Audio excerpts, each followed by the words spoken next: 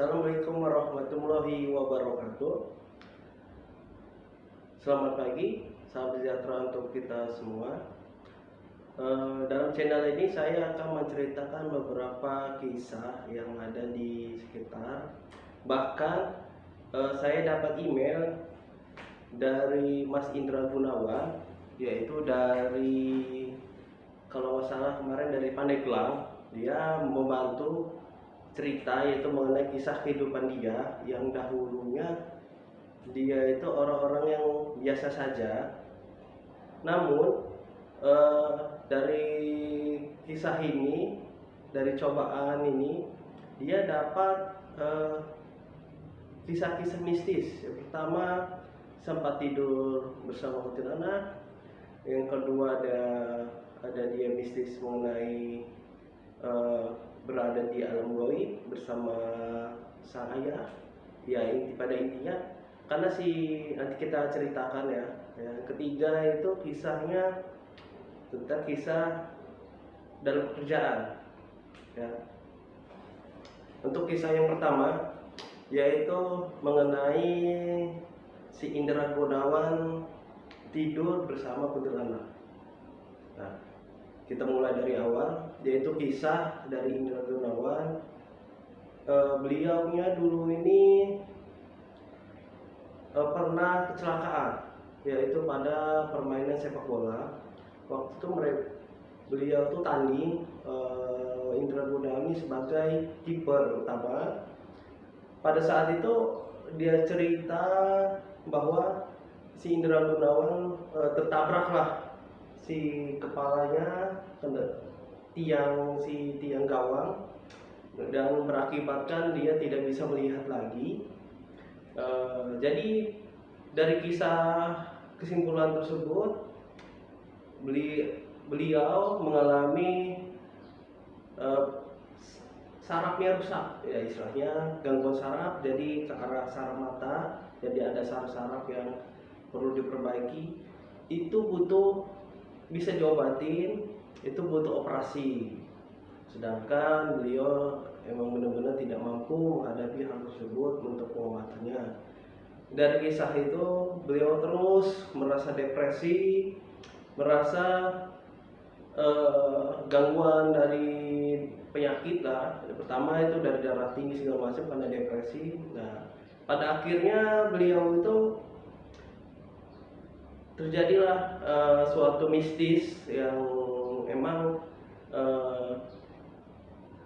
ayahnya dan ibunya itu, yang dahulunya ibu dan ayahnya itu udah almarhum. Jadi emang beliau emang orang yang dipercaya oleh Allah Subhanahu wa Ta'ala untuk membantu orang-orang yang tidak mampu. Dan berarti tidak mampu, orang pinter lah, jadi orang bisa gitu kan, bisa mengobati, bisa menyembuhkan. Dan dia juga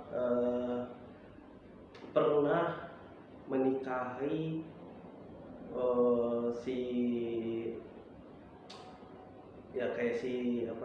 yang dunia beda tapi di laut. Karena kehidupan kami itu yang di masyarakat Kota Agung pada intinya itu tinggalnya di pinggiran pantai.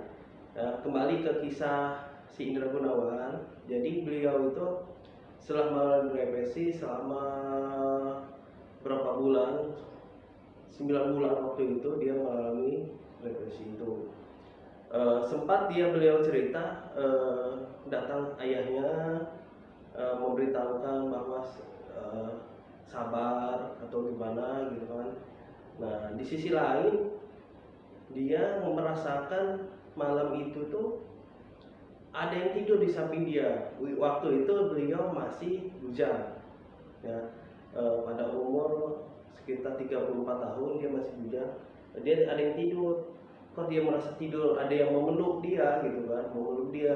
Pas dia merasakan ada belayan tangan di badan dia waktu itu. Dia sempat melihat dengan mata batin bahwa memang si Indra Gunawan itu bisa melihat juga, tapi bisa melihat dan arti dia dengan menerawang aja gitu kan. Dalam batin dia, kok saya ngerasain kalau ada kuntilanak gitu di samping dia ini. Bahkan dia kaget waktu itu. Dia dipeluk, ternyata dalam mata batin dia melihat itu bahwa beneran kuntilanak. Itu kisah dari narasumbernya langsung. Dari situ dia kaget bahwa kisah-kisah mistis berikutnya dia terus dan terus menerus terjadi gitu kan. Dan kemudian yang kedua ada beliau itu, kita menceritakan tentang pekerjaan dulu ya, karena beliau setelah ada kisah mistis dapat rezeki, yaitu tentang pekerjaan dia, yaitu dia sebagai tukang pijat. Tukang pijat itu dia merasakan bahwa naluri dari ibunya itu ada di dalam diri dia. Jadi dengan ada hikmahnya dia bisa pijat, membantu masyarakat yang istilahnya bisa, yang tadinya dalam pijat itu sebenarnya pembayaran 50.000, bahkan dengan beliau bisa, yang penting enak sama enak, dan berarti dia seikhlasnya lah bayar gitu kan.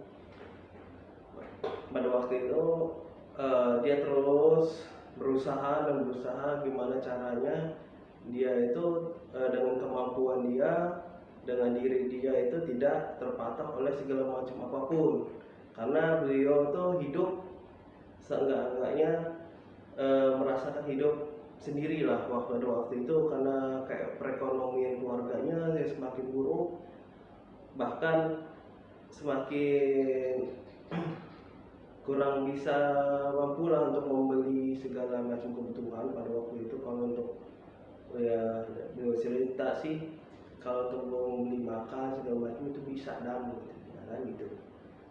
Jadi mengenai kisah kehidupan yang kedua tadi, dia kisah mistis yang sehari-hari dia hadapi terus menerus, bahkan dengan halusinasi dia sempat tidur bareng ayahnya datang pula, itu karena beliau dulu emang orang pintar yang perlu, jadi bisa dia dapat bisikan bahwa mungkin itu halusinasi ataupun sebagainya lah ya, karena orang depresi itu karena dia keadaan yang sangat mencekam bahwa dirinya itu tersebut dapat cobaan dari Allah Subhanahu wa Ta'ala yang tidak bisa melihat.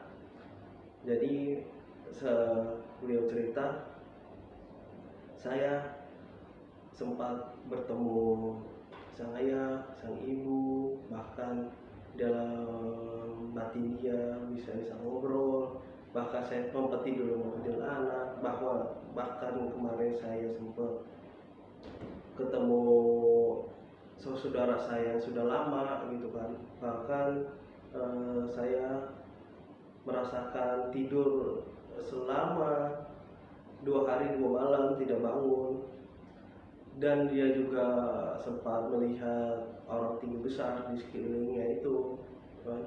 Jadi halusinasi itulah yang membuat dia terlalu mencekam, bahwa bahkan dia sempat putus asa gitu kan, sempat ya Allah, tapi dengan jiwa dan iman dia karena Allah SWT, dia selalu mampu sampai sekarang, dan bahkan beliau sudah menikah dan mempunyai anak 1.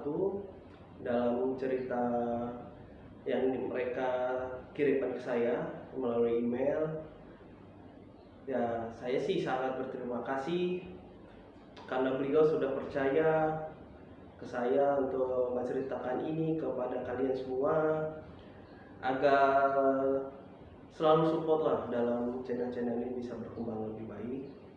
Saya mau terima kasih, mohon bantuannya, mohon dukungannya sekali lagi. Mudah-mudahan selalu berkembang, dan jangan lupa klik tombol like-nya, tombol subscribe-nya, dan komen, karena ini kisah-kisah dari kawan-kawan kita semua yang ada se-Indonesia, mudah-mudahan bisa membantu. Saya akhiri, Assalamualaikum warahmatullahi wabarakatuh. Assalamualaikum warahmatullahi wabarakatuh. Kembali lagi dengan channel saya, yaitu channel Kisah Indigo yang dengan judul Jalan Kepang ya. Ini saya di sini dengan Mas Ferry, yaitu selaku mempunyai Jalan Kepang langsung ya Mas ya. Iya. Saya mau nanya nih Mas, apa sih Jalan Kepang itu kalau kita bergabung ke situ tuh kita harus dengan ritual atau gimana Mas? Kalau pengetahuan saya dari dulu yang pernah ikut di kuda kepang atau jaranan itu nggak pernah yang namanya pakai ritual. Kalau dia share dengan hati mau ikut, ya monggo ikut. Dan nggak ada yang mau disuruh kasih ritual ini itu nggak ada. Jadi gini, resikonya apa sih Mas gitu kan? Kalau dia memang kan masih yang punya nih, Ya. kan? Nah yang punya itu kan biasanya itu kan alat-alat kan di rumah tuh Ya. rame kan itu kayak seperti hobi apa sih namanya tuh ini ya karongan gitu. Itu kalau katanya sih ya kalau malam itu gerak sendiri nggak sih Mas gitu loh, karena ada yang punya seperti punya kawan saya itu dia gerak gitu loh ya. Ini apakah sama gitu, apakah ada isinya juga gitu? Sama. Sama. Itu ada isinya barang. Memang benar itu cuma bahannya dari kayu. Ada yang bentuk naga, ada yang bentuk monyet, itu ada isinya. Dia itu gerak sendiri kalau memang itu waktunya dia mau makan. Oh mau makan? Mau makan. Contohnya seperti malam Jumat Kliwon. Oh iya ya. Malam Jumat Kliwon kalau dia itu nggak ada ritual istilahnya makannya, nggak dikasih makan, dia positif gerak. Jadi bunyi ya. Jadi makan itu apakah kayak sajen atau bentuk apa sih namanya seperti bunga atau sajennya aja atau kayak yang lain gitu? Itu dari seperti dupa, terus ya api itu yang dipakai itu, terus ada yang minyak, nggak kembang juga. Kalau udah dikasih itu sama aja ditebusin, tebusan. Oh tebusan. Dia memang makannya setiap malam Jumat Kliwon. Itu ada resiko nggak buat kita sendiri gitu yang sebagai anggotanya gitu? Itu resikonya sebenarnya bukan di anggota, malah Pak tuanya. Oh ketuanya. Pak tuanya. Oh Pak Tua ya sebutannya kalau dia mau ini Pak Tua ya. Gabung. Itu dia nanti didatengin itu dengan makhluk yang nempatin di alat-alat tersebut. Oh tanggung jawab Pak ya. Ya, soalnya dia yang tahu syaratnya makannya apa dia yang tahu. Oh dia tahu. Karena udah seenggaknya titipan lah ya. Iya. Titipan dia benar itu. Nah jadi ini yang kedua ini ada itu berapa anggota sih Mas? Apakah anggota itu? Nah saya mau nanya nih, biasanya kan kalau jalan kepang itu kan kisahnya itu kalau sudah ada acara dia makan beling itu ngaruh ke apakah masuk ke badan kita ataukah dia memang hanya makhluk itu aja yang makan gitu? Kalau setahu saya itu ikut ke yang masuk itu. Bukan masuk ke orang-orangnya bukan. Yang ikut ke yang masuk itu. Kalau memang benar-benar dia itu makhluknya memang benar masuk gitu. Cuman kalau dia itu cuman selain masuk cuman buat bohong-bohongan, ya masuk benar itunya, nggak bisa keluar. Nah saya bilang itu kan bisa secara nyata aja ya. Ya. Ini nyata ya, Ya. nyata bahwa jalan kepang itu dengan benar-benar dengan adanya bukan ritual tapi memanggil ya, Ya. memanggil untuk ngisi ya, karena itu adat Jawa ya namanya, karena juga kisah mistis ya. Jadi kamu nanya lagi Mas juga kan selain jalan kepang pasti kan punya apa namanya reok tuh. Ya. Nah kalau reok itu, nah kan kalau kita mau angkat apa sih namanya itu?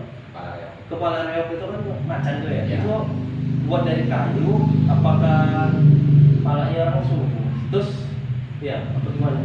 Kalau itu setahu saya itu dari kayu.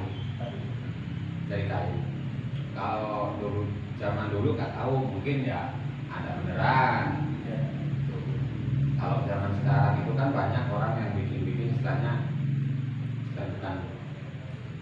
bukan buat main gitu kan, buat main pentas gitu, biar kelihatan hidup lah. Terus itu ibaratnya kita ngigit gitu ya. Iya. Jadi kan kalau reoknya ngigit itu, kalau manusia tanpa sadar emang kuat Mas gigit itu? Kuat. Oh kuat. Nah kalau kita reok tuh kita gini itu kepalanya itu apakah nggak ini sih? Biar kalau enggak. Dia ada trik Mas. Oh ada trik. Kalau semuanya situ pas ngeliat ada reok, perhatiin dia pakai kepala reok itu, otomatis dia nggak mungkin lehernya ini gini, pasti gini.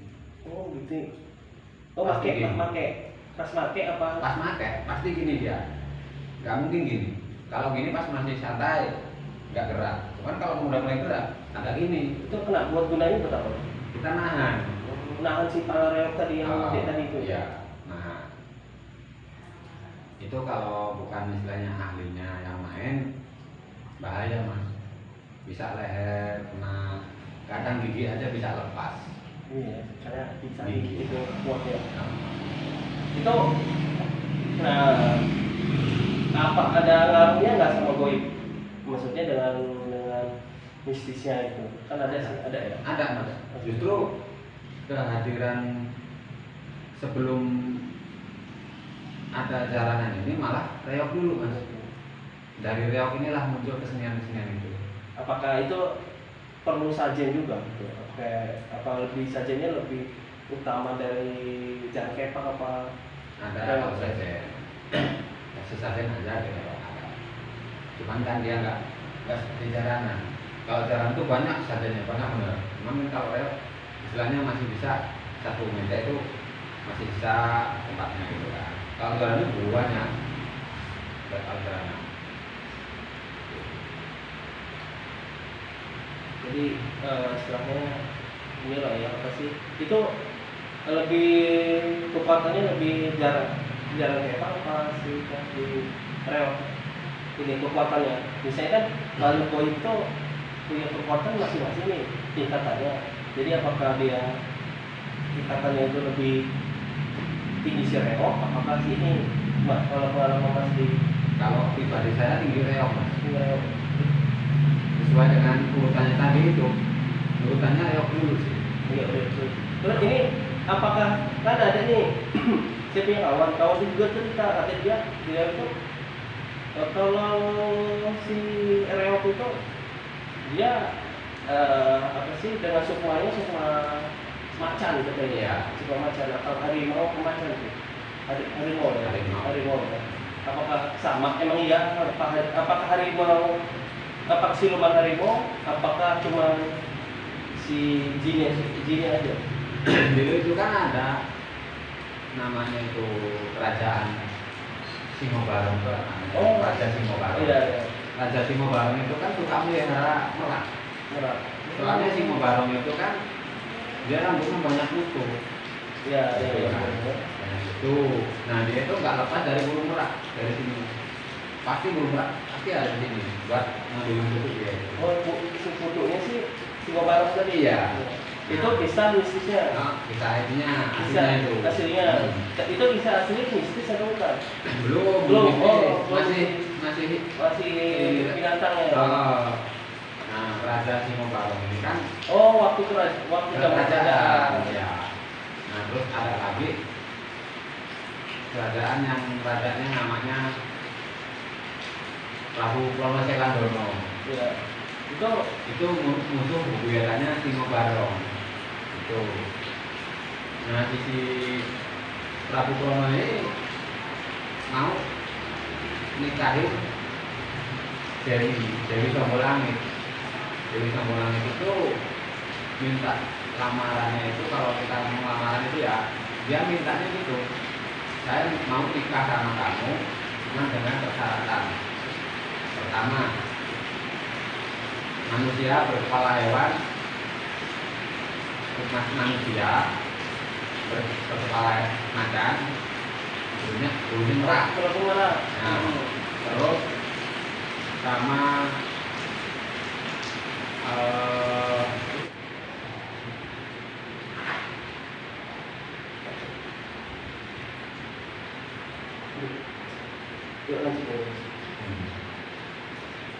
itu mau ngamar disuruh bawa macan sama merah itu, terus sama putri berapa ratus sekian ekor sama kudanya itu, sama tari orang bertopeng. Ya, ini tiba-tiba mati tuh selesai. Beda. Bertopeng sama kuda bertopeng. Dan itulah perang dia ini. Kerajaan ini perang. Oke mas. Ini mati ini prosesnya. Mati sih. Mati sih mas. Betul. Kamu itu pun.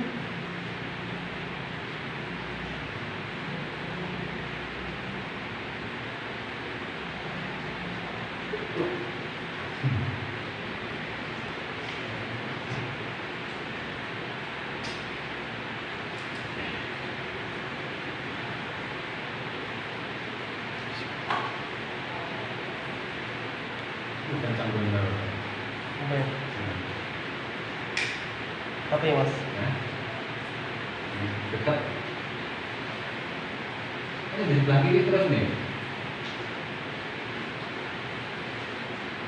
Tuh.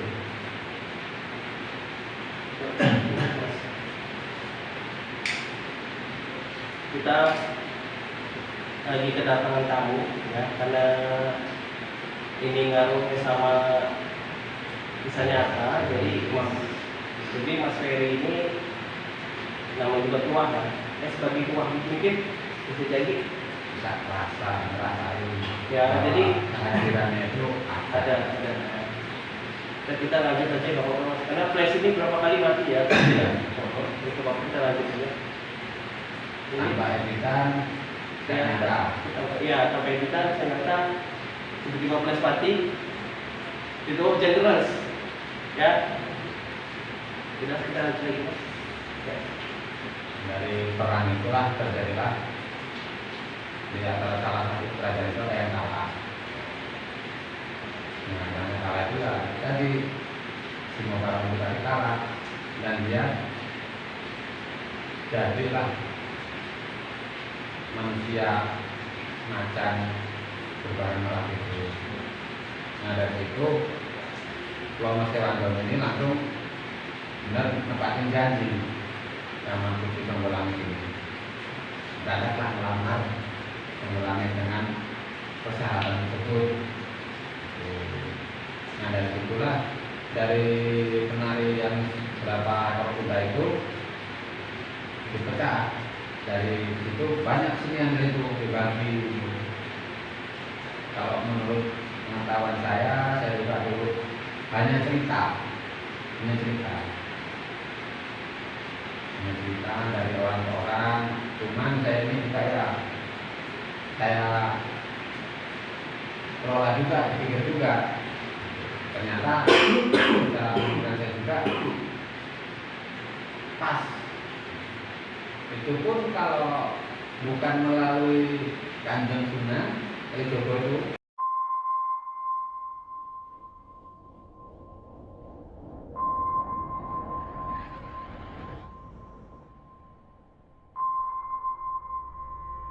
Bismillahirrahmanirrahim. Assalamualaikum warahmatullahi wabarakatuh. Yang kali ini dalam channel ini saya akan menceritakan mengenai keluarga yang diganggu oleh kuntilanak, yaitu dengan judul mengganggu kuntilanak mengganggu, yang mana dalam kisah ini adalah dari saudara saya sendiri, yaitu namanya Pak Jantuk. Pak Jantuk itu mempunyai keluarga, di mana keluarga itu bertempat tinggal di antara kuburan dengan rumah warga yang terlalu jauh, dan di sampingnya adalah sawah ya. Sekali lagi saya akan menceritakan hal tersebut karena beliau merasa tertekan, karena saya baru saja pulang dari rumahnya beliau. Dia ini sangat menarik karena tiap malam si saudara saya itu tersebut mengalami gangguan-gangguan yang sangat tidak wajar dari kuntilanak tersebut. Gangguan tersebut dimulai dari waktu istrinya Pak Jantuk tersebut adalah lagi hamil ya. Lagi hamilnya tua, tiba-tiba beliau merasakan kalau ada yang tidak beres. Itu pertama, beliau keluar rumah, kok tiba-tiba ada burung gitu loh. Burung itu burung gagak pertama kan ya. Yang kedua, kayak ada suara burung terbang. Nah di situ beliau sudah mulai aneh kan, waspada. Lalu dengan ceritanya yang lebih dalam, waktu istrinya Pak Jantuk melahirkan, Pak Jantuk mengalami lebih drastis, bahkan lebih terlalu tidak wajar lagi lah si kuntilanak ini mengganggu tersebut. Karena itu tadi, karena kuntilanak tuh sangat menyukai dengan anak-anak yang baru lahir ya. Kata Pak Jantuk sih, saya takut aja Mas Adam, karena takut anak saya dibawa oleh makhluk goib tersebut. Nah beliau Pak Jantuk itu terus tiap malam terus bergadang, karena anaknya kan baru dalam 3 hari ini dia baru lahir kan. Jadi ya masih wangi yang disenangkan oleh kuntilanak tersebut. Jadi menurut saya bilang Pak Jantuk harus waspada, harus ditunggu dan terus menerus ya. Kata Pak Jantuk, dalam 2 malam ini saya merasakan kalau ada yang ngetok-ngetok jendela di kamar, lalu ada yang terbang di atas rumah, karena rumah saya itu berdekatan dengan kuburan. Ini bekasnya Pak Jantuk ya. Kata dia, beliau tersebut bercerita kepada saya, ini yang anehnya lagi, karena saya tiap malam itu saya mencoba, berusaha berani, saya membakar kayu bakar di rumah yang dekat di antara jendela rumah saya dengan tempat tidur si jabang bayi, yang bayi baru lahir. Kata dia, beliau bakar, terus baru dibakar mati. Karena itu sangat rimbun kan kayunya, dia merasa aneh, kok tiba-tiba mati gitu. Ada dibakar lagi, kayu itu semakin besar, dia masuk ke dalam, mati lagi kayunya. Nah dia udah merasa bahwa dirinya merasa terganggu oleh makhluk tersebut. Jadi dengan hal ini beliau menceritakan pada saya, minta bantuan kepada saya. Saya coba untuk menenangkan Pak Jantuk tersebut. Saya sempat lah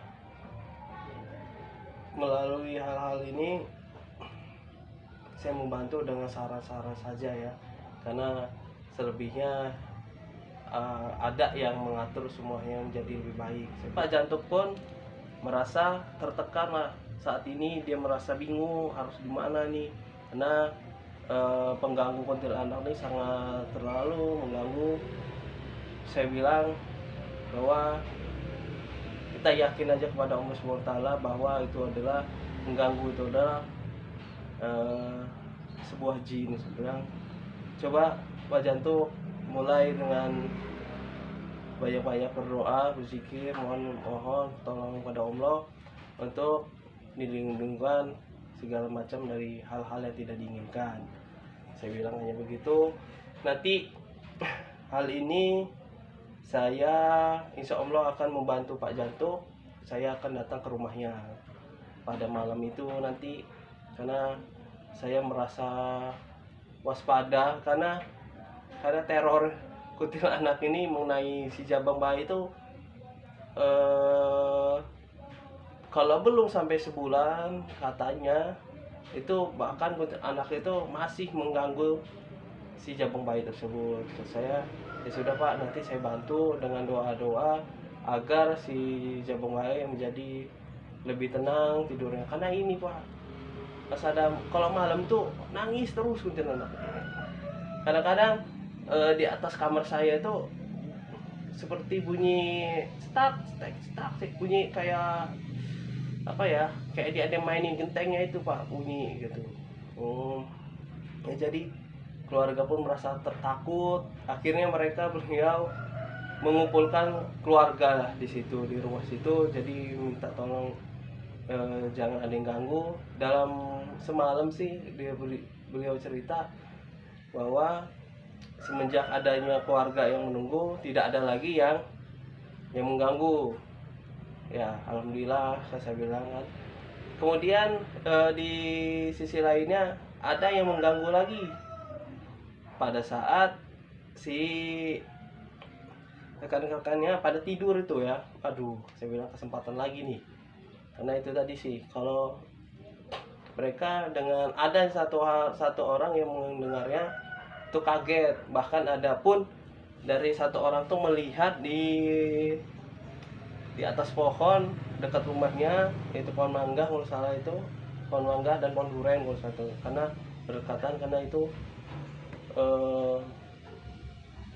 sangat seram karena dekat kuburan. Atau waktu itu beliau cerita kepada saya lagi, ya saya melihat Pak di sana Mas, kata dia.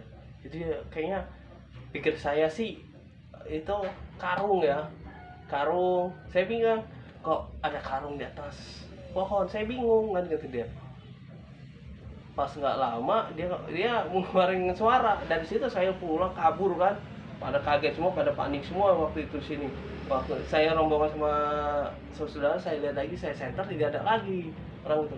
Saya mengkhawatirkan itu terornya kuntilanak semakin lama semakin serem. Jadi hal ini masih dalam ini proses ya kawan-kawannya sekalian. Nanti kita ini anggap aja part 1, karena kita lagi nunggu proses yang selanjutnya, yang itu tentang pengganggu kuntilanak yang part 2. Karena ini belum selesai, karena saya menceritakan ini masih setengah dan masih dalam gangguan keluarga itu masing-masing. Jadi saya mohon doanya semoga semuanya berjalan baik dan semakin selesai, tidak ada lagi pengganggu tersebut. Bila ada bantuan bisa di deskripsi di bawah, kirim email kepada saya agar bisa membantu hal tersebut. Sekali lagi saya mohon dukungannya, mohon bantuannya untuk support agar channelnya berkembang lebih baik. Kenapa? Karena saya butuh bantuan kalian untuk semuanya berjalan dengan baik. Saya akhiri. Wassalamualaikum warahmatullahi wabarakatuh.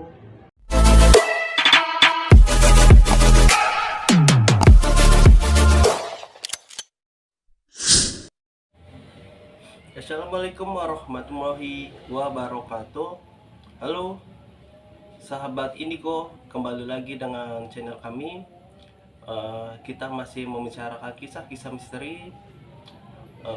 Saya mengucapkan terima kasih dahulu yang sudah memberikan partisipasinya dalam bentuk dukungan, like dan komen bagi kawan-kawan sekalian yang memang sudah menonton video ini dengan cara sampai habis, dan saya juga sangat berterima kasih. Dan kali ini saya akan menceritakan kisah-kisah dari kawan-kawan kita, yaitu dari Banten, Provinsi Banten, yang kali ini kisahnya mengenai kisah yaitu pocong. Nah, jadi lingkungan sekitar itu heboh dengan adanya sekitar pocong, ya. Eh, dia bisa pocong itu informasinya sih keliling-keliling dari desa ini sampai desa berikutnya dan terus menerus sampai heboh dan gempar dari kisah-kisah hantu tersebut. Jadi saksikan terus video ini sampai habis.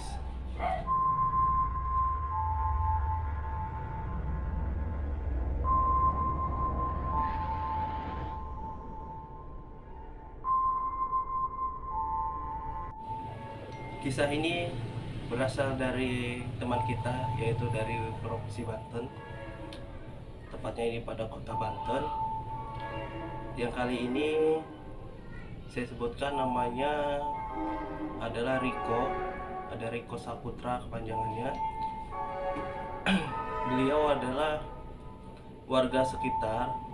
Dia mengirim email kepada kami untuk diceritakan kisah-kisah secara kontekstual dan secara fakta realita yang ada di sana dengan memberikan naskah-naskah yang ada. Jadi berawal dari sekitar kuburan, ya, ada di kosan, katanya di kosan atau kontrakan. Jadi mulainya itu dia mulai dari kuburan, melewati pagar dan terbang, katanya si Riko. Jadi banyak penduduk yang melihat keadaan si pocong tersebut melintas. Pikirnya itu mungkin anak-anak iseng sekitarnya, mungkin kan lagi hebohnya zaman sekarang tuh ada prank pocong lah ya. Nah, dengan Riko dan kawan-kawannya itu melihat kabar seperti itu, besok-besoknya mereka menyamperinya ke sana dan tidak ada. Nah, mulai besok, hari demi hari mereka terus mencari, bahkan warga itu mengadakan ronda bersama tiap malam. Jadi beliau berserta kawan-kawan sekalian mencari sosok pocong tersebut. Setelah dicari, kemudian bertemulah di sebuah kebun pisang.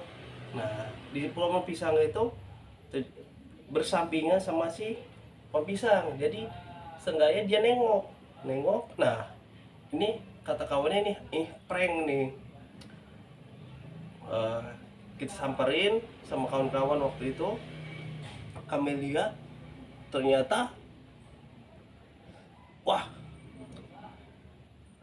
dia bilang sampai kaget, bahkan sampai pingsan, dan kawannya juga bangunin si Riko. Kenapa kok kamu dibangun, akhirnya dibawa gotong kan sampai ke karena situ dekat lokasi masjid, dibawa.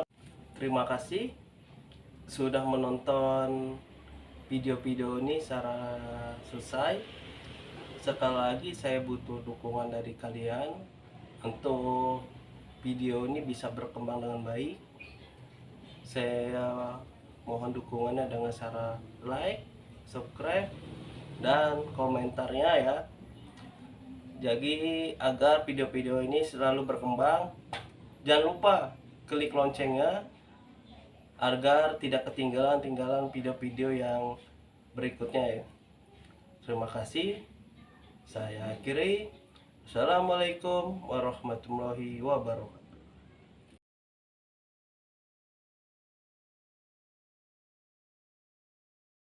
Dalam pesugihan itu ada kesepakatan antara si Pak Surat dengan makhluk goib tersebut, yaitu dengan kesepakatan apabila memenuhi kebutuhannya si makhluk goib itu, bahkan kamu bisa lebih kaya. Tapi kesepakatannya adalah meminta tumbal, yaitu tumbalnya adalah anaknya sendiri.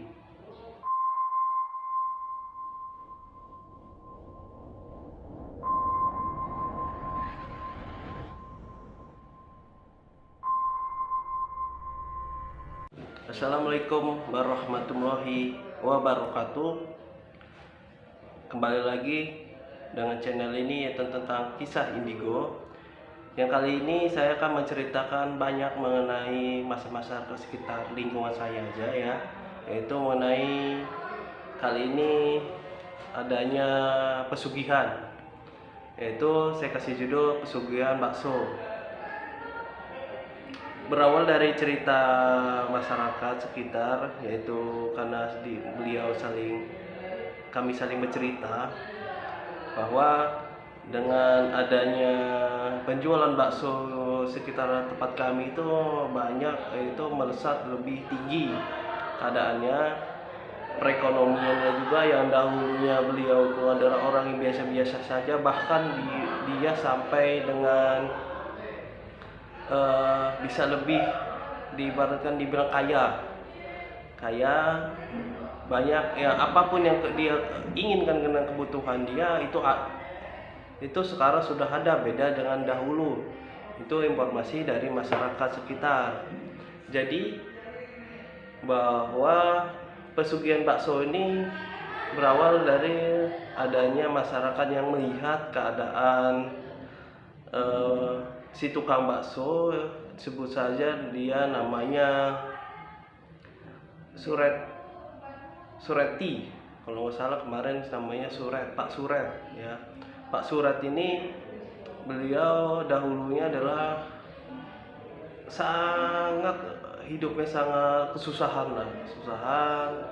Jangankan dia mau berjualan, kadang dia berpikir menjualan itu karena harus pakai modal. Nah, dia karena jual baksonya itu sepi di keliling kampung, jarang ada yang beli.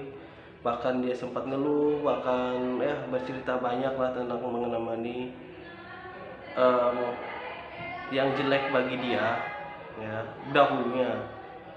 Setelah beberapa tahun kemudian, dari cerita masyarakat tersebut, beliau tiba-tiba, dari kalau nggak salah katanya masyarakat itu di sekitar 2 tahun itu dia sudah bakso dia sudah sangat ramai. Saya juga ya tidak berpikiran mungkin sudah nasibnya bagaimana kan gitu kan, mengenai kehidupan dia dalam 2 tahun ini.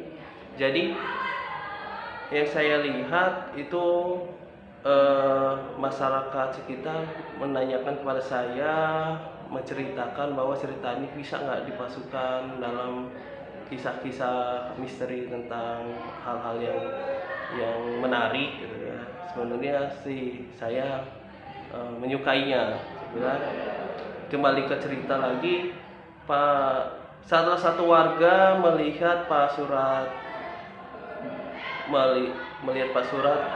ke arah makam. Waktu itu ke arah makam, dia datang ke arah makam, diikuti oleh warga yang lagi beronda, begitu dengan Pak Tikno sama Pak Bambang. Itu Pak Tikno sama Bambang mengikuti Pak Surat ini ke arah dia pergi kemana gitu.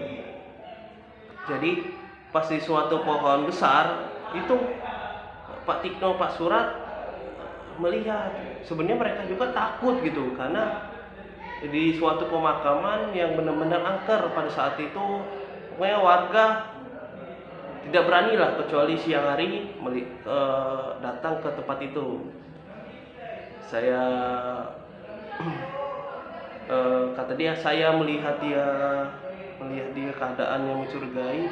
Dia membawa sebuah kayak mangkuk gitu, tapi isinya kayak kemenyan, terus dengan arang. Itu dia memakai sajen, memanggil sosok itu dari dalam pohon besar itu.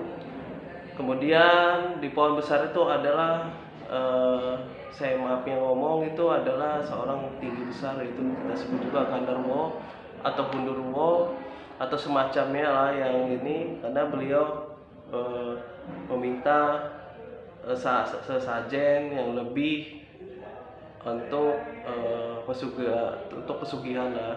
jadi meminta pelarisnya lebih daripada apa yang diinginkan, karena ceritanya beliau sama Pak Surat sama makhluk itu, beliau cerita bahwa si Pak Surat menceritakan pengeluh lah istilahnya, kepada si pohon besar itu bahwa dalam seminggu ini dagang saya mulai sepi, saya minta tahun ini saya minta tuh dinaikkan lagi rezekinya mengenai pesugihan ini. Nah di situ saya mendengar dalam cerita tersebut minta tumbal, yaitu tumbal itu melalui anaknya. Dalam pesugihan itu ada kesepakatan antara si Pak Surat dengan makhluk goib tersebut, yaitu dengan kesepakatan apabila memenuhi kebutuhannya si makhluk goib itu, bahkan kamu bisa lebih kaya. Tapi kesepakatannya adalah meminta tumbal, yaitu tumbalnya adalah anaknya sendiri. Waktu pertama kali itu anak yang pertama, sekarang ini anak yang kedua, karena ini berpengaruh terhadap kesepakatan mereka. Apabila kesepakatan itu tidak tersepakati atau dia ini tidak konsekuen, bahkan nyawa dia taruhannya, itu kesepakatan antara makhluk gaib dengan si Pak Surat. Dan Pak Surat pun menyetujuinya dengan alasan-alasan yang begitu berarti bagi hidupnya, karena Pak Surat ini sudah merasa terlalu diremehkan oleh warga-warga atau warganya, karena merasa susah terus. Akhirnya beliau ini melakukan pesugihan tersebut. Bahkan mulai dari pesugihan itu, masyarakat yang melihat Pak Tikno sama Pak Bambang melihat ini, ya mereka ya pulang lah. Sekalinya buat apa kita melihat itu, cuman mereka sudah tahu. Nah keesokan harinya Pak Surat melakukan aktivitas seperti biasa, dia berdagang bakso. Lalu datanglah karena penasaran melihat warung bakso begitu besar dan begitu ramainya, dia datang melihat dari kejauhan bahwa ini adalah kisah nyata yang dialami oleh masyarakat sekitar mengenai adanya pesugihan bakso. Ya, saya tidak sebutkan beberapa nama-namanya yang lebih dominan kepada orang itu. Saya yang mengatasnamakan sebagai ilustrasi saja, sebagai nama-nama, bahwa pesugihan itu banyak merugikan untuk kita, apalagi untuk kita di akhirat nanti.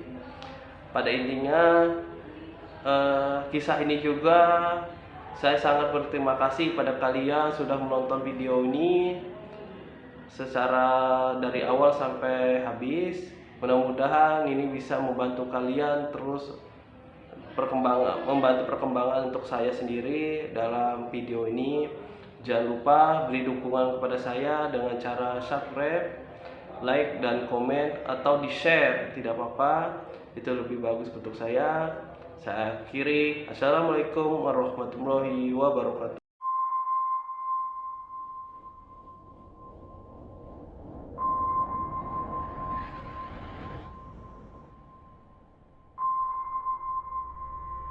Assalamualaikum warahmatullahi wabarakatuh. Yang kali ini saya akan memberikan cuplikan-cuplikan dari kisah si Bon Misteri yang sepertinya sangat pas dengan waktu malam Jumat ya. Jadi beberapa video yang saya saksikan untuk kalian semua, untuk menghibur kalian semua, mulai dari beberapa video yang saya tayangkan, mulai sangat saya banggakan untuk si Bon Misteri ini, karena saya sangat berfavorit dengan kisah-kisahnya. Dari beberapa kisahnya, yaitu dengan kisah misterinya ya. Kembali kita lihat cuplikan-cuplikannya. Yuk. Pada saat dia masuk kebun yaitu alang-alang nih. Ya katanya sih sangat serem ya. Pas banget untuk kita cuplikan malam Jumat ya.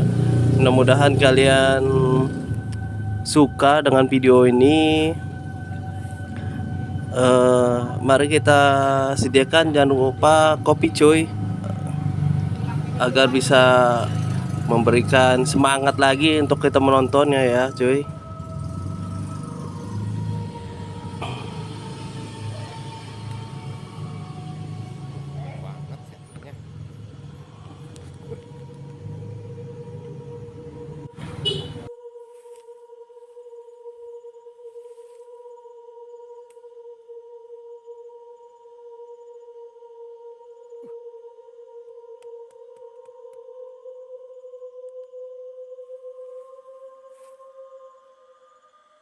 Nah mulai cuy, ada penampakan yaitu seorang wanita, kayaknya sepertinya kuntilanak nih cuy, mau dikasih apa namanya, jantung pisang cuy ya, biar dia kenyang kali cuy untuk makanan dia.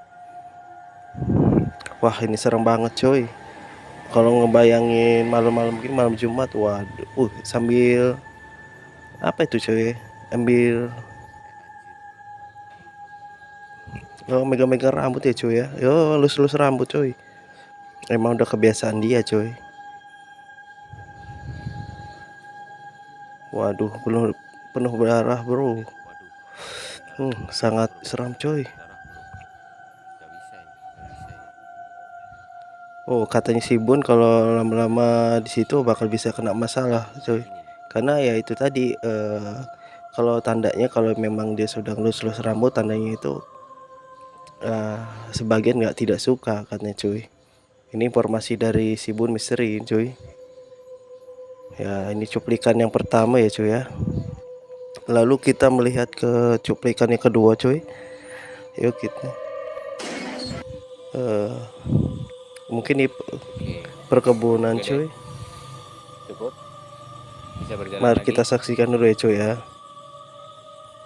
Oke, di sini Mungkin sudah punya kayak agak suka perasaan banget atau tidak feeling habis ya. yang pas ya cuy, di bagian-bagian dekat-dekat samping pepohonan biasanya cuy, yang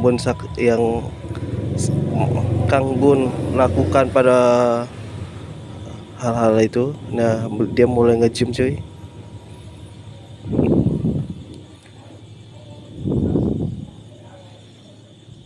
ya. Mungkin sih di situ ada penampakan cuy, yang dengan feeling-feeling yang lebih bagus mungkin si Bun Misteri ini. Nah cuy, mulai ada penampakan cuy. Oh kayaknya si Jambrong itu cuy, besar besar tinggi itu kayak cuy, gondrong gitu.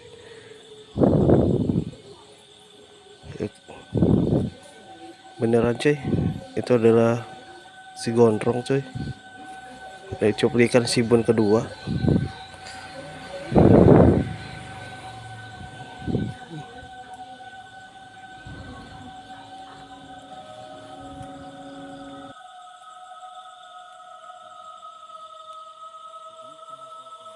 Besar sekali dia.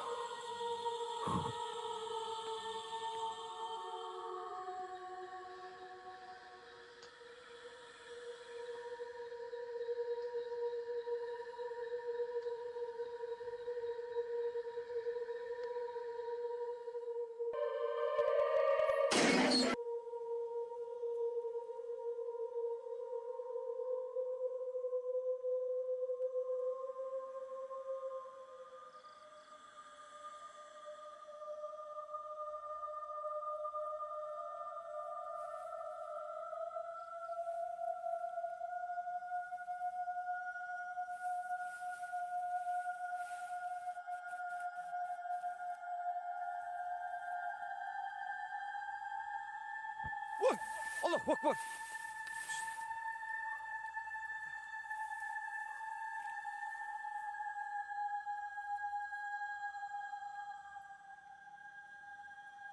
Oke, nggak apa-apa, tadi. Nggak apa-apa. Itu proses masuknya dia ke pohon. Proses masuknya dia ke pohon memang Oh, ada perlawanan. ada perlawanan itu.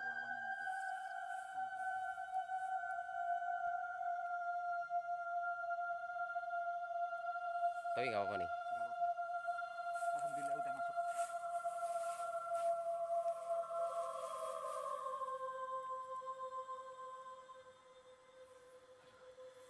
Oh, oh, oh. Oh, oh, oh.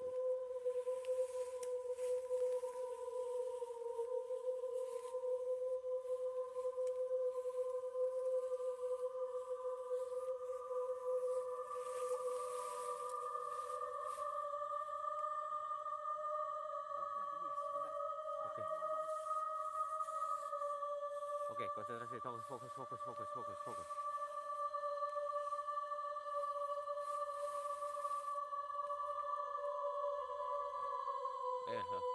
Oke, masih bisa tahan, Kang Adi? Oke. Oke, saya fokus dulu.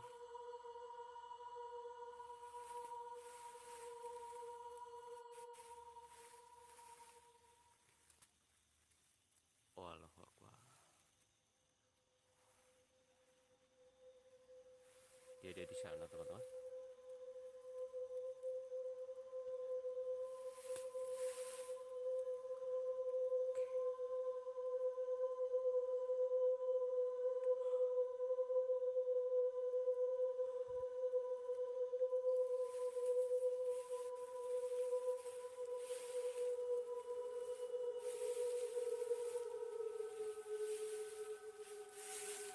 Oke, Kang Adi, gimana?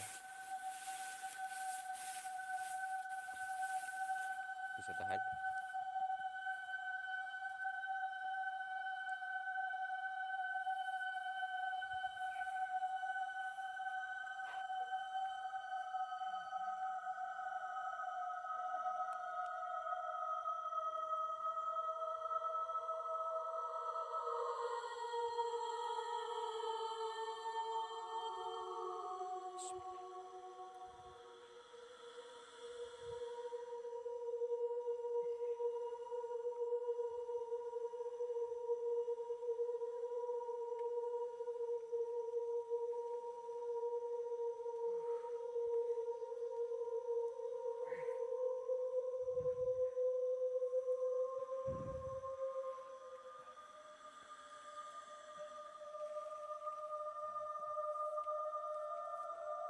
Oke, dia kayaknya terlalu bereaksi di sini, tuh.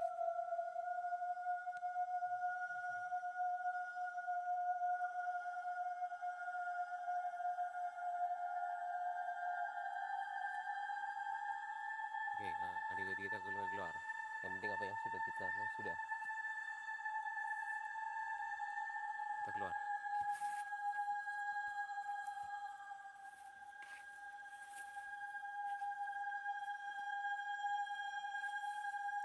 Oke, teman-teman semuanya. Ini tujuannya dan kita tetapkan dia di pohon itu.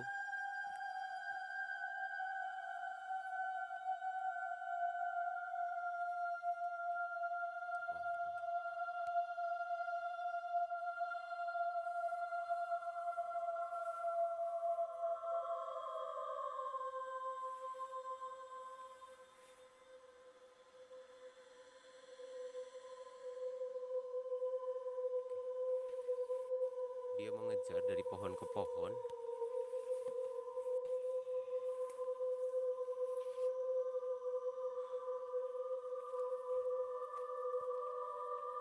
Oke, kita keluar aja.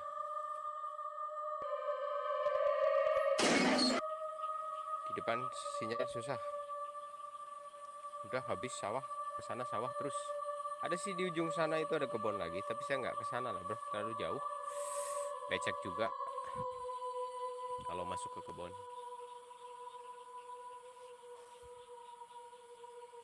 Oke, menurut ceritanya itu nggak sampai di tanaman apa ini namanya, kami jarak nih. Di sana tuh, nah itu kami jara yang terakhir itu. Katanya di ujung sawah yang ada peralonnya. Nah, si bapak itu dari sawah area bagian tuh yang digarap. Dia cangkul sana. Di ujung sana itu. Nah, mandinya di sana terus dia pulang naik sini. Nah, di atas tuh. Ntar, gue kasih lihat tuh. Nah, tuh kalian lihat itu saya rumah. Nah, itu rumahnya. Yang lihat sosok. Dia pulangnya lewat, bentar, sih lewat mana jalannya? Saya telusuri jejaknya aja ya teman-teman ya. Saya nggak dikasih lihat soalnya nih.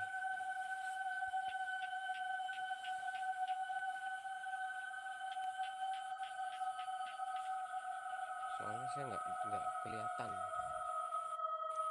Maksudnya saya belum lihat apa-apa. Astagfirullahaladzim. Bro, di sana tadi saya kayak melihat sesuatu. Duh, kameranya tet. Aku lihat. Ada gerakan cepat gitu. Oke. Mungkin itu mungkin ya. Ini bro, saya pelan-pelan bro. Takut kecemplung. Ke kiri air, ke kanan sawah. Oh, di sini.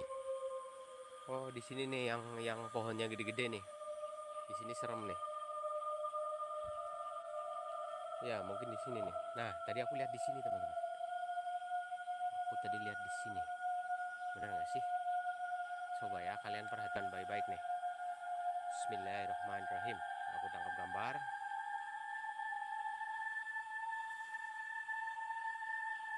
Nah, tuh. Tuh di dalam. Tadi aku tuh lihat ada yang lompat dari sawah ke arah sini, teman-teman. Tuh. Kelihatan kan? Dapat nggak? Aku susah nih posisinya.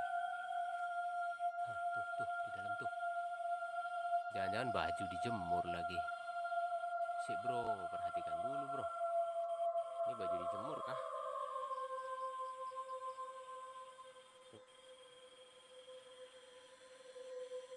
Bukanlah. Bukan baju dijemur itu. Ya.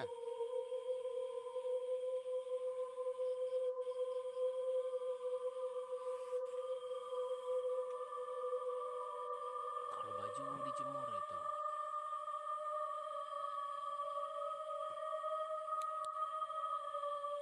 Hah? Bentar guys, aku udah center ini guys. Mana sih? Nah tuh.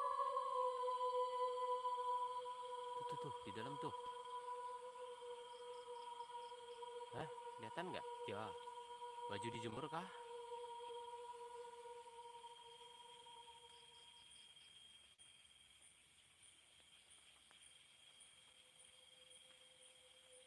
Di dalam sana itu. Oke, di dalam bro.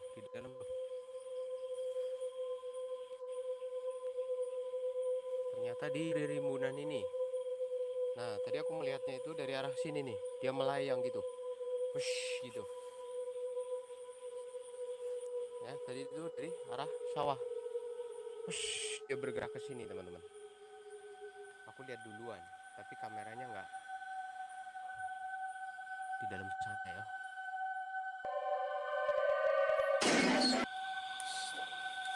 Bismillahirrahmanirrahim. Waktu hampir habis.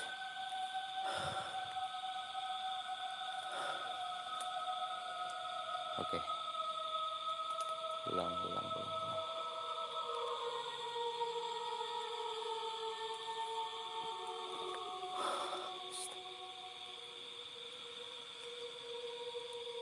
Allah Akbar.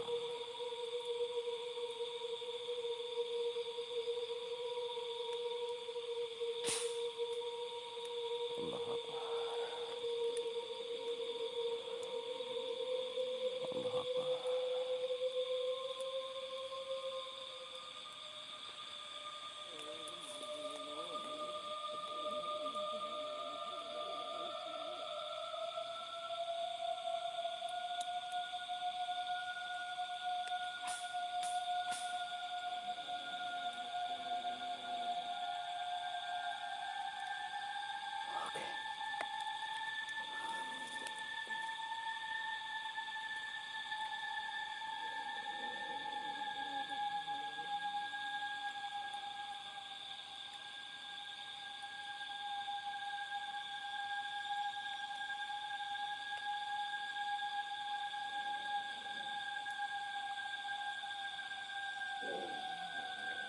Oke.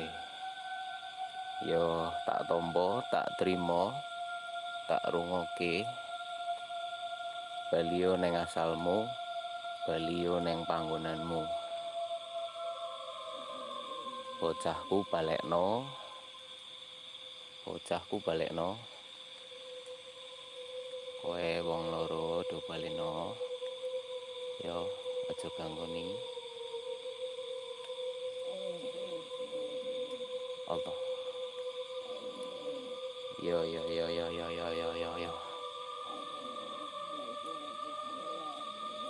Iya.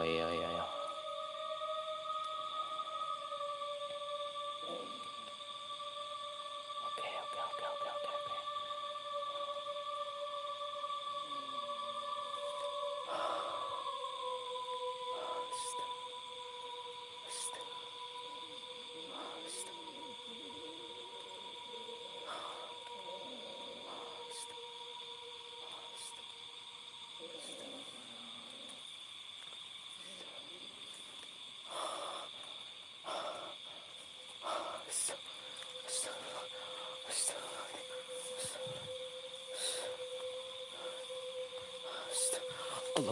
Allahu Akbar. Astagfirullahaladzim.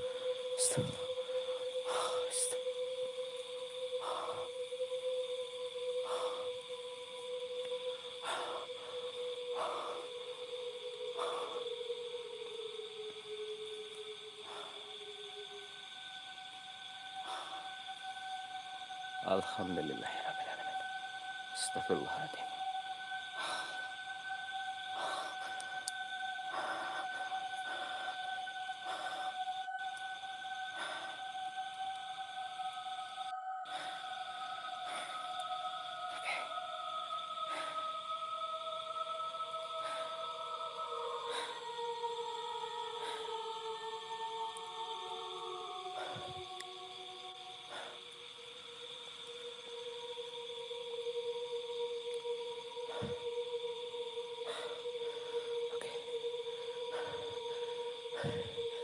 Oke, terima kasih buat semuanya. Oke, buat kawan-kawan di luar sana yang sudah ikut membantu saya, terima kasih banyak. Saya tidak bisa menyebutkan satu persatu nama yang membantu saya. Sekali lagi terima kasih banyak.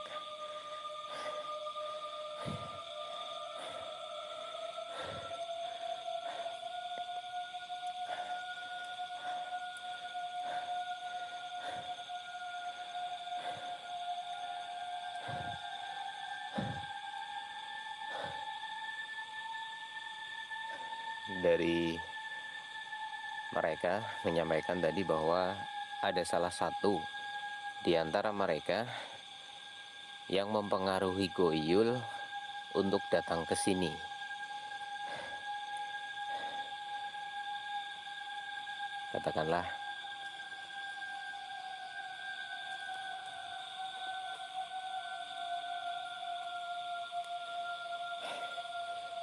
Katakanlah dari mereka salah satu ada yang membelot dan keluar dari teritorial, kemudian mempengaruhi Goyul malam hari ini dan membawa dia masuk ke lokasi ini. Dengan begitu mereka memiliki kesempatan untuk bisa keluar dari perangkap atau pagar yang sudah dibuat di sekitar wilayah perkebunan ini. Tapi dari si penjaga menyampaikan bahwa mereka tidak bisa menembus portal dimensi dinding yang paling luar dari lokasi ini, yaitu di gerbang depan. Di gerbang depan di antara dua pohon tadi, kalau teman-teman bisa menyimak dari awal, mereka tidak bisa menembus keluar lokasi di sana. Namun ketika Goyul dievakuasi keluar, ketika dia baru lepas dari atas sana, ternyata mereka masih ada yang berada di dalam diri Goyul. Dan kita karena panik melihat situasi kondisi, karena Goyul meluncur jatuh dari ketinggian sekitar 10 meter di atas sana. Kami mengkhawatirkan kondisinya, jadi kita langsung bawa keluar tanpa melalui proses netralisir terlebih dahulu. Malah justru itu terbawa keluar.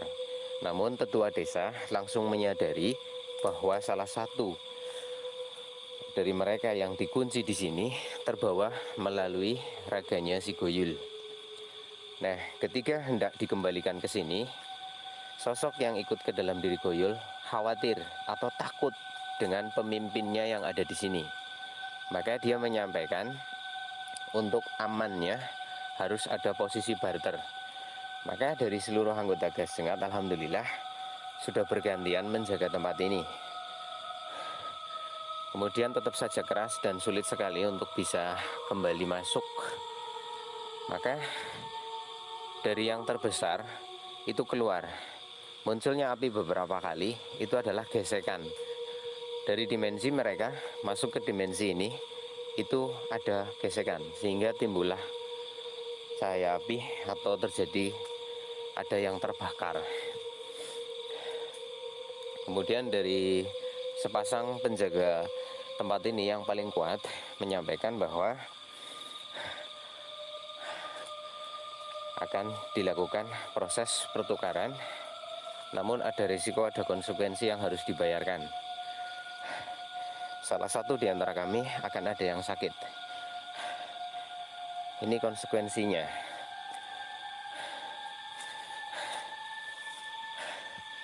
Dan saya tidak mau mengorbankan anggota, maka saya menawarkan diri. Jika saya harus sakit untuk menebus semua ini, saya ambil resiko. Tidak apa-apa. Yang penting semuanya selamat. Dan kesepakatan diambil, maka selesai. Ini harus segera diselesaikan. Oke, begitu teman-teman. Semua ada bayarannya, semua ada risikonya, semua ada konsekuensinya. Saya tidak tahu apa yang akan menimpa saya nanti. Yang penting seluruh keluarga sehat. Kalau saya harus sakit tidak masalah. Oke. Dan mohon doanya, semoga semuanya kembali baik-baik saja. Semuanya kembali baik.